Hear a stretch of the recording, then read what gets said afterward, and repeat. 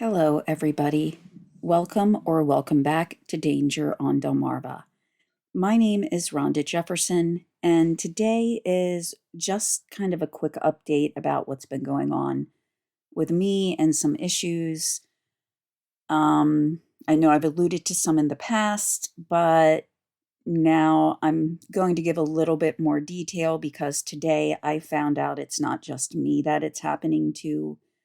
This is happening to others, as well as because of an indirect result of what's been happening with my identity theft and not being able to afford my physical therapy.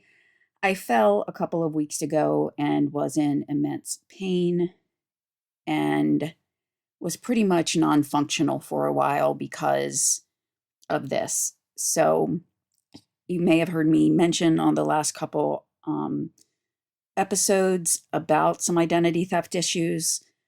I am on Social Security, and what happened is money, a check was stolen, an actual physical check from Social Security. I have what's called USPS informed delivery, where I get a scanned image of, what's coming each day, so I know what to expect in the mail. And I know that the check did not come. And, it was the checks while my direct deposit was kicking in. So there were some monthly checks and then a larger check. And so it was the larger check that was stolen. Thankfully, I'm just going to call her an idiot, got a fake driver's license with my real driver's license number, had my social, had all this identifiable information of me. And on my driver's license, when she signed the name, she signed my name incorrectly. She misspelled my name, and it was pretty obvious. Maybe not if you just looked at the driver's license, but when she went in to deposit the check a couple of days after she opened the account. By the way, I live in Delaware. This was in Missouri. Probably the fact that by then she realized what she had done and signed the check correctly. It was very obvious then that the signatures did not match the license versus the check. Plus, by that point, she was now using 3 different addresses because a check from Treasury has the real address printed on it. The fake driver's license had a different address in a completely different part of Delaware on it. And she was also using a Missouri utility bill to use a Missouri address. So something within all of that triggered them to realize this is fraud, most likely, and they would not release the funds to her. So I actually tracked that down on my own. Once I found out that the check had been cashed, I went to Consumer Protection website, followed some tips from there, and actually tracked down the bank that this person used and found where the money was. That bank says as soon as we get an affidavit of forgery from Social Security, that means they have to send me the form. I have to sign it to say, hey, this was not me that signed it. They will, the bank will send the money back to the Treasury and the Treasury can give it to me. No, that's not happening. So far, even with a congressman's office working on it since February 3rd, nothing has been done. So there's that going on. I found out through the DMV that they won't give you a new driver's license number, even with knowing that there's identity theft, which means this woman can be out there doing who knows what. If someone runs the driver's license, it comes back as a valid driver's license, and she can actually be out there getting speeding tickets because if she gets stopped and they give her a ticket, they're not going to mail me anything. The response at the DMV was, well, you just have to dispute it. And my thought is, how am I going to dispute it if I don't know it's happened? So that probably means at this point I have to go online for the rest of my life to the DMV website and check my driving record, which is not fair, but that's what the DMV says. The only thing I can do is put a pin on it, pin number, to stop them from changing an address. So that's it. Pretty much this person has a fake driver's license with my name on it that fooled a bank and She can do whatever she wants. The police locally, when I first filed the report, their response was, "Don't hold your breath." And even after I tracked down where this bank was and a picture of the driver's license, their response to that was, "Well, we'll just show the license around and see if anybody knows her." And that was it. So, they just basically, even the law enforcement in Missouri, you would think the bank that this person tried to commit fraud on would file a report, but no, that's not being done either. But, again, one of the main things that I've always thought about is there are a lot of people who would not know how to go online and look for some of this information and try to find it out. And so, I've always been interested in computers, nothing to the point of coding or anything, but what I mean is I've always kept up with new apps, new technology as much as possible.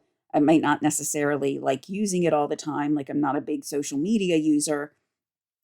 But I still try to stay familiar with it, because I know that's the future. Everything is going, via cell phones, apps, computers, technology based. So there are a lot of people, if this had happened to some of my family members, like my dad or my aunt or uncle, they would have had no idea where to go. They may not even realized anything had happened. And so that's always been in my mind, this is not fair, especially for those who may not even realize this is occurring. Then when I fell, it just kind of made me even more angry because I had to stop going to physical therapy because I could no longer afford it. When the new year rolls over and your deductibles, renew, my husband's deductible, it's over $5,000 per individual, or something like $7,800 max out of pocket. So, after you hit the deductible, you have to pay a percentage until you hit the max out of pocket. So I couldn't afford it anymore. And his year is kind of an odd year. It doesn't go from January 1st to December 31st. It starts in February. And so I'd had to quit physical therapy, and that helped with my balance, my muscle control, everything like that. So I fell on my ramp, which, it's kind of, I don't know, kind of ironic that, my ramp's supposed to be there to help me walk, and then I just fall on it really hard.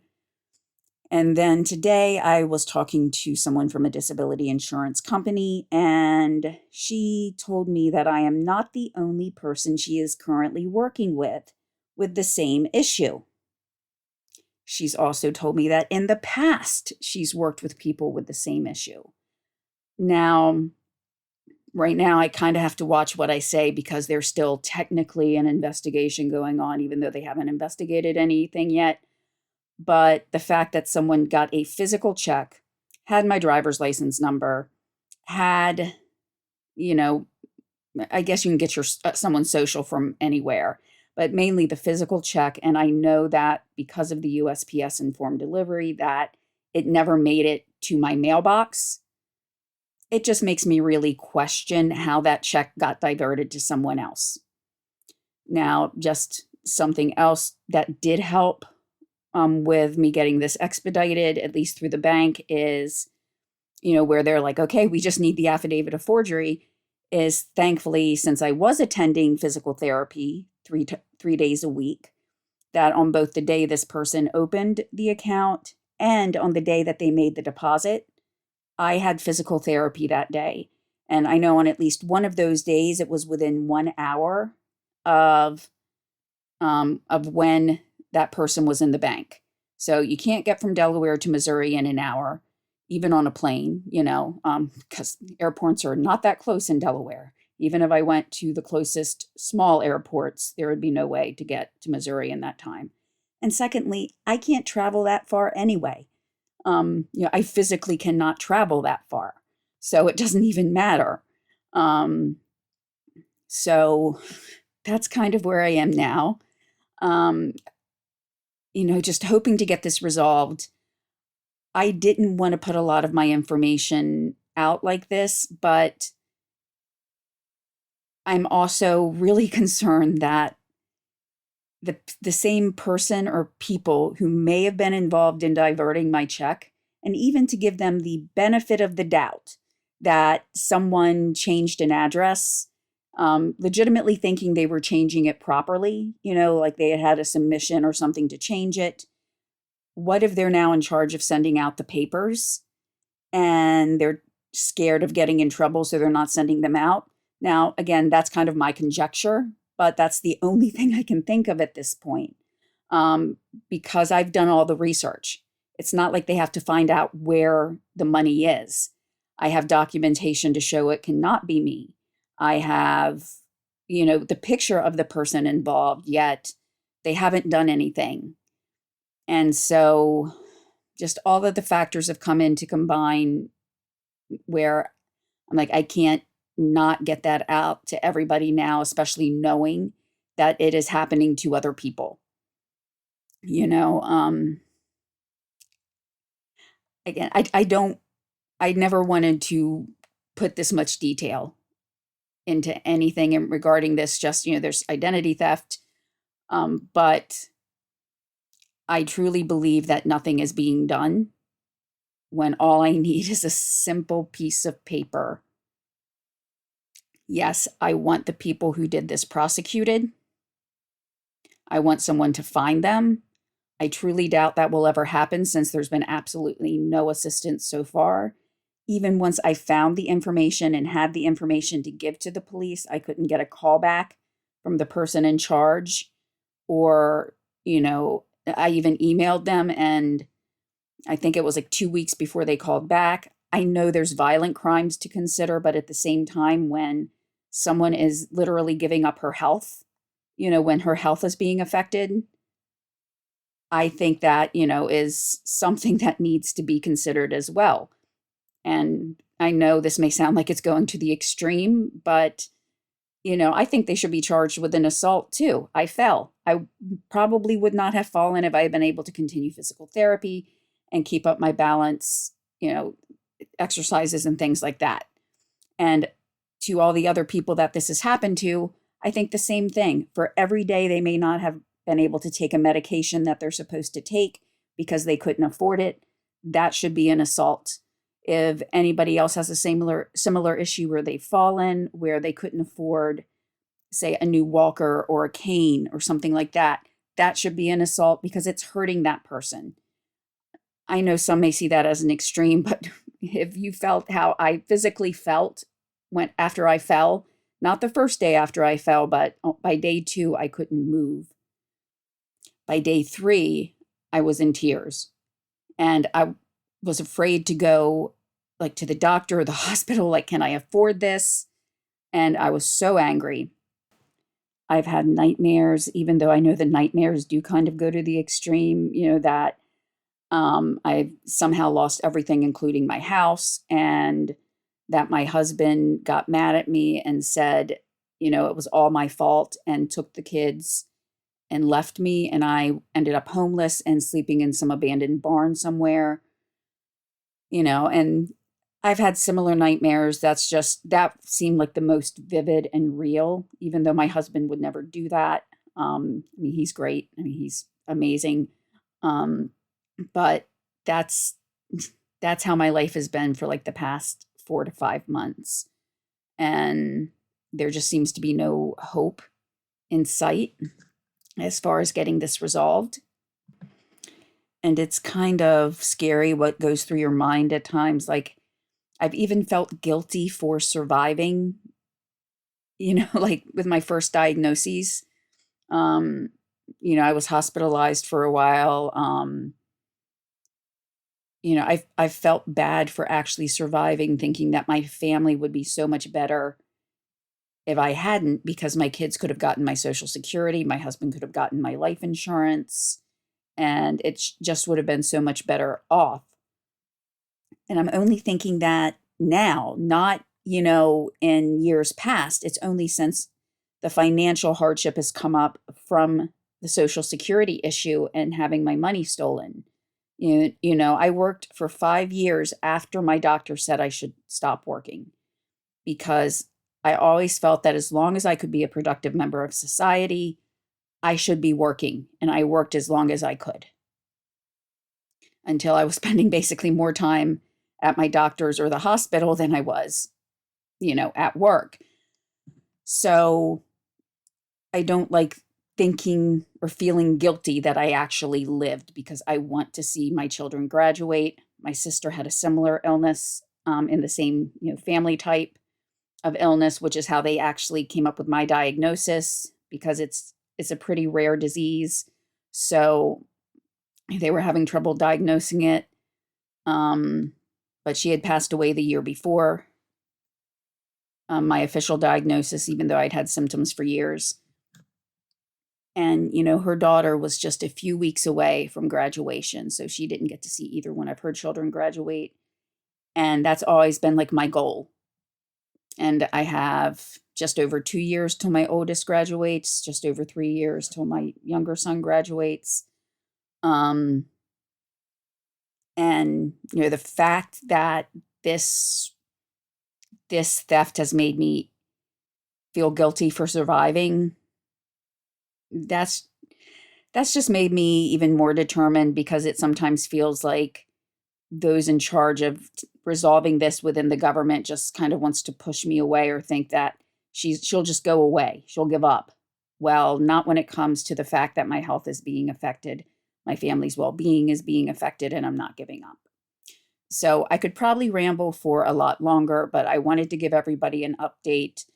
I signed up for a free trial subscription for a newspaper site. So I will be it's a short trial, but I'm going to be trying to download some articles for at least a few stories. So I have those covered, but it may still be a couple weeks before I can get out another article, because I'm still very tired and kind of fatigued and hurt from the fall. And like yesterday, I spent I don't know how long working on just this issue, which is ridiculous. But if you do know someone who is going through something with Social Security, or any type of agency, reach out to your congressman's office. I've been working with Congressman Coon's office. None of the other ones would respond to me. There's one other congressperson and a representative from Delaware, and the one congresswoman hasn't responded at all, even though I tried to contact her through Instagram, phone number, the contact section on her webpage. Didn't happen. And I did get a response from the representative, but I'm not sure what it was about, because it was definitely not what I sent. It had absolutely nothing to do with the concern and the plea for help that I sent back in February. So I have absolutely no clue what their response was about. So I kind of feel bad for the person at Congressman Coon's office, because he's listened to me cry. He's listened to me get very upset with the fact this is taking so long, and he's very, empathetic, and he's doing what he can, but, he can't literally go and like force somebody's hand at the federal government to send out a piece of paper. So he's trying, though. He's trying to escalate the situation, and says that the office has requested an investigation in on this, which I'm glad hopefully somebody is investigating. But, let them know to reach out. I feel like there may be people going through something similar, especially since I spoke with one person at an insurance company who has dealt with multiple people. And you realize they have to have more than one person, because this is a nationwide insurance company. And, if every other person has dealt with one or two, and I don't know, insured people who have gone through this, and then you add up other insurance companies, and then people who've gone through it independently. How many people out there who may be going through this, but think that no one else can understand or no one else can help? There could be help. There could be, I think there needs to be an awareness that this is happening. I did also, just earlier today, finally got the courage to email some local news stations, one that's up in Philadelphia, just because, there aren't a lot of huge news stations where I'm at. but think NBC 10 has investigators and stuff that might be able to help. National, like CBS News, ABC, Fox, CBS, the big four, I guess you'd say. AP, Associated Press. So basically, I'm like, you know what? I'm going to go all in. I'm going to let people know this is happening, and hopefully it moves things along for others and myself where this is happening, because I honestly don't believe anything is occurring, because it's one piece of paper, and I've done the investigation and I found who it was because I followed the consumer protection website, which frankly, I'm a little disappointed in the consumer protection, just in general, because all of it's like saying, submit things online. Well, not everybody is comfortable doing that. And one of the issues today with data breaches is that's happening is people are, getting information online. And now you're telling people who have had their information stolen to submit this online. So it's kind of like, wow, that's just, it's kind of scary for people who've already had their information stolen to have to report it using the same methods in some ways. Mine, I feel it was stolen in a little bit of a different method. But before, I came to those conclusions while I was still researching things, it's like, they're having me put my information online when at that point I didn't know how my information had been obtained.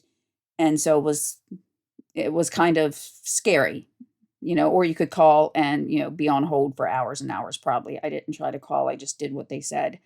But I was able to find the bank using their information, because my credit monitoring systems, that I pay for didn't work, because the one bank that did show up on my credit monitoring, I spent a month trying to figure out what was going on with them, only to find out that, yes, this person opened an account there, but it was kind of like a test account, I think, to see if they could open an account. And the one that they actually used to try to cash the check didn't show up on any of my credit monitoring. So I wasted a month trying to find, information about the wrong bank. So anyway, again, like I said, I could probably babble on for ages, but I just wanted to give an update, let everybody know what was going on. And I do hope to have some information or a new episode out in hopefully within about a week and a half, 2 weeks. I'm sorry it's taken so long, but as you can probably tell, a lot going on. And, again, the fall in there didn't help because it hurt just to do anything. Thank you all for hanging in there and continuing to listen. I'll talk to you soon. Bye.